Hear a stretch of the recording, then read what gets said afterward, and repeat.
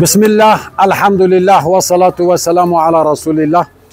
Değerli kardeşler, günlerdir duyurusunu yaptığımız Yetimler Vakfı'nın çalışmaları kapsamında Tanzanya'da Bagara bölgesinde Darüsselam'a 30 kilometre uzaklıkta Bagara semtinde inşallah Teala Şehit İsmail Haniye adına bir su kuyusu hayratını açacağımızı, bir su kuyusu açacağımızı söylemiştik ve inşallah sona doğru geldik. Kuyumuz inşallah Teala 2-3 güne kadar tamamdır. Açılışını yapacağız. Şanı Yüce Rabbim özellikle tüm hayırseverlerden razı olsun. Bu konuda elini taşın altına koyup Şehit İsmail Haniye adına burada özellikle çok mağdur bir bölge. Burada yüzlerce aile bu kuyudan faydalanacak. Şanı Yüce Rabbim o hayırseverlerimizin her daim inşallah yar ve yardımcısı olsun. Onları, çoluk çocuklarını her daim hifz-i muhafaza etsin. Rabbim mallarına bereket kalsın. Bu vesileyle Bagara'dan tüm gönül dostlarımıza sevgiler, selamlar, hürmetler gönderirken birkaç gün sonra burada inşallah açılış için yine siz değerli gönül dostlarımızla birlikte olacağız.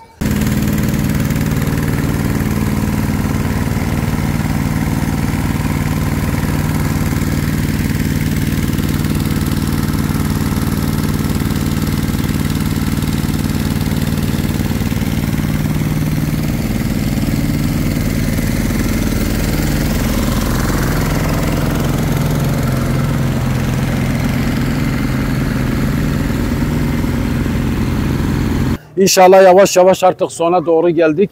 Suyumuz da çıktı elhamdülillah. Birkaç güne kadar Şehit İsmail Haniye adına burada kuracağımız inşallah bu su kuyusunun burada özellikle yüzlerce belki binlerce aileye bir umut olacak. Tabii çok güzel bir yer belirledik. Hem burada El Medresetül Burhan var sol tarafımızda. Hem de bir yetimhane var. İkisinin arasında çokça suya ihtiyacın olduğu bir bölgede İnşallah Teala kuyumuzu açacağız. Şanı Yüce Rabbim tüm hayırsever kardeşlerimizden razı olsun.